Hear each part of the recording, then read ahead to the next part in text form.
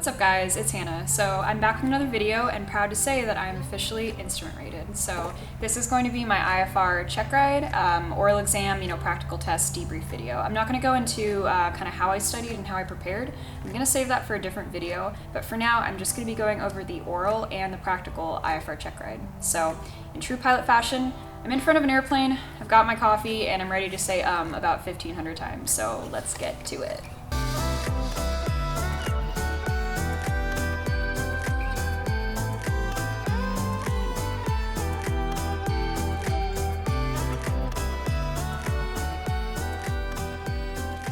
Also, be sure to head over to my Instagram because ASA and I are giving away 3 brand new FAA AIM 2020s for the holiday season, so look for the Instagram post coming soon. Okay, so I'm not going to go into the opening bit of the check ride because I'm assuming that if you're watching this, you're a private pilot or you're a commercial pilot and you've already been through the whole check ride ordeal and you know the 8710 form and you know your photo ID and your pilot certificate and you know to bring your medical and you know about the 3 outcomes of the test and how it's going to start off and everything. So I'm not going to go into that. But right off the bat, I was definitely positive I failed. Like, first question was just a train wreck. So the first question, I was asked if there was a VOT on the field. VOT. That is a VOR test station, essentially. See, I don't even know now. And I immediately was like, yeah, there is. So slow down. This is my advice for you. Slow down. There is not a VOT on this field. There is a checkpoint on the field, but there's not a VOT. So I was very enthusiastic about that and got that wrong, and he was not super pleased about that. And then he went into extreme detail on checking VORs. I mean, it was excruciating.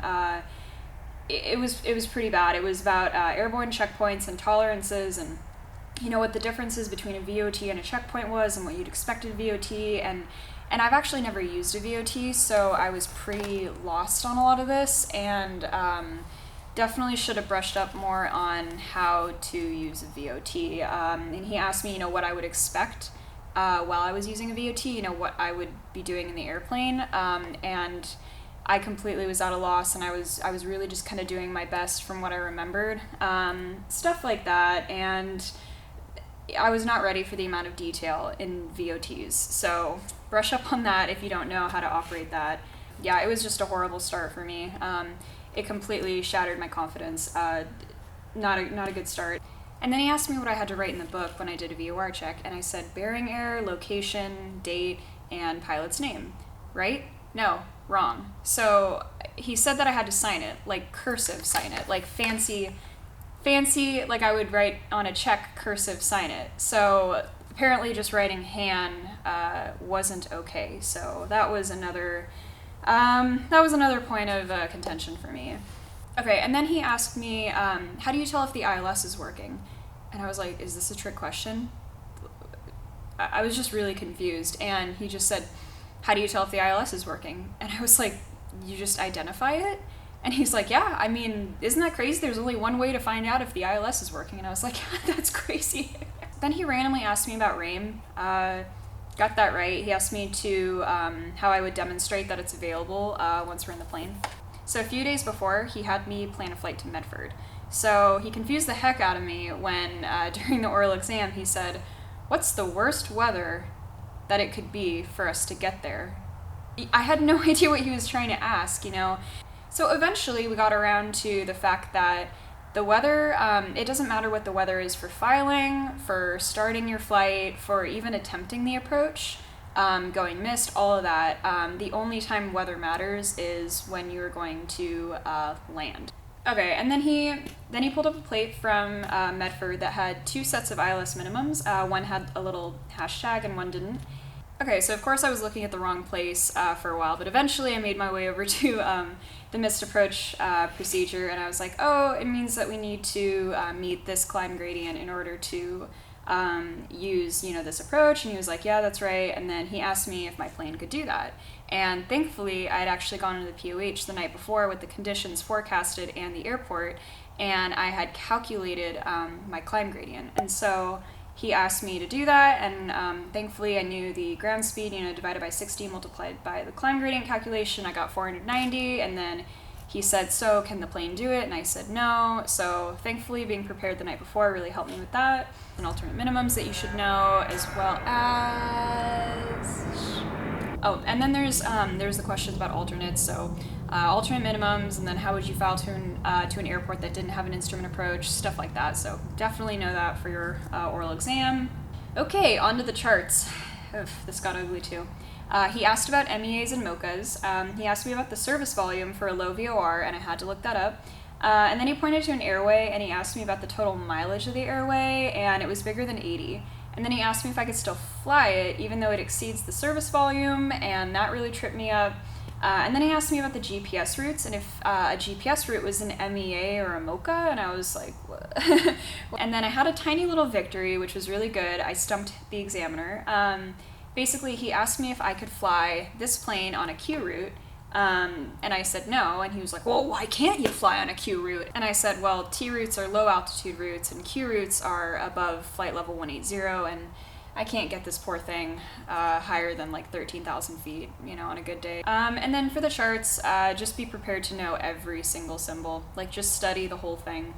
He asked me why the Salem Airport localizer was depicted on the chart, but other airports weren't, and I didn't know that, and it's because the localizer is used to identify a fix. We talked about departure procedures, asked about the difference between an ODP and a SID, asked me if a SID would guarantee you obstacle clearance, and I definitely had to think about that one for a second. He asked me to define a ceiling, and I said the lowest layer of broken or overcast, and then he asked me to name the numbers that define the layers, and I was like, I don't know that, I'm sorry, like no way, Jose. He grilled me for a long time about flying IFR in class golf. We even went back to the VFR sectional. Yeah, he pulled up the VFR sectional to look at airports, and thank God I remembered Golf and Echo airspace for my PPL and the cloud clearances and stuff, because like that actually came up. He asked me about, okay, you're transitioning out of here, but you need to be VFR, and then you're going to pick up an IFR clearance out of here, but you can, very, very scenario based. Oh, and he pointed to the profile view on an approach just in the area, and he asked me where in the profile view we would go from Echo to Golf airspace. So that's a good one too. And then of course he asked me about like tiny little symbols in the approach plates as well, like the little snowflake symbol and what kind of airport you'd see that at, like Denver, Minnesota, stuff like that. Okay, lots of questions about being able to descend from the DA and the MDA, lots about that. He didn't have me go into detail about like lighting systems and whatnot, but he asked me if I could land at the very last 800 feet of the runway, and that really confused me. But under Part 91, we can pretty much land anywhere, so there are a lot of questions about what normal maneuvers were. So there's a lot of questions about what normal maneuvers are considered. And then he pulled up an ILS and he asked me about the VDP for a localizer only approach, and then I got beyond messed up when we were talking about the MAP in relation to the VDP and what that means, and then he asked me about the gray area on the descent profile, so stuff like that. Moral of the story, just know your chart. He pulled up an approach and he asked me how I would circle to land from that approach. I will pull it up and I'll show the plate on the screen right here. Basically, it required me to go opposite in the traffic pattern due to circling NA east of runway, I can't remember the name of the runway. But basically, just be prepared to apply your knowledge that way in real time, when he's asking you, how are you going to land from this approach? It's a lot more to the story than just conducting the approach. You have to think about every phase of flight, even after you've broken out of the clouds. So all things considered, I thought I failed many times on this, but he said the only time I really concerned him was when we were drawing the holds. I screwed up big time. He said hold east of the 30-mile DME fix on the 360 radial of the ABC VOR, and I totally drew the hold in relation to the VOR.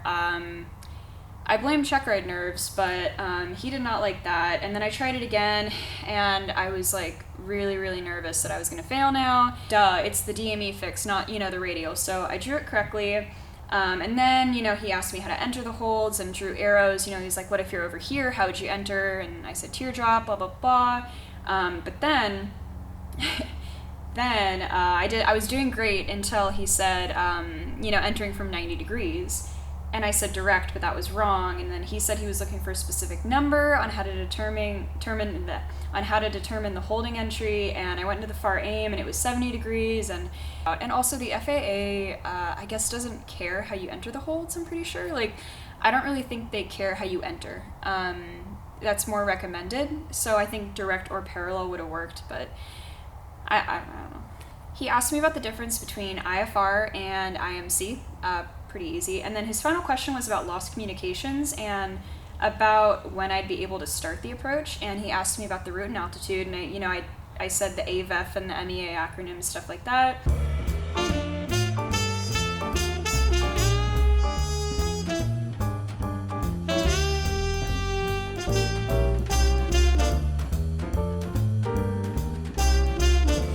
And then he asked me how I would tell ATC, without having a radio, how I was landing VFR at another airport. And I said, well, I'd squawk 7600 and they know I had a comm failure, and then I'd call them on the ground, with my cell phone. And he said that was wrong. And I was like, okay. So my check ride was definitely pretty specific. However, I think everything I was asked is core fundamental knowledge of filing and flying in the IFR system as an instrument-rated pilot. I just feel so lucky and so excited to be on this flight training journey, and even more so to have the privilege of an instrument rating. I am so excited to put it to good work. I did say I was going to go into the practical test, however, my audio recorder is dying, and it's getting dark, so I'm going to have to make a part 2. That's coming soon, I promise. Alright, that's all I got for today. Sorry about the dead audio recorder and not being able to film the practical, but part 2 is coming very soon, I promise. Stay caffeinated.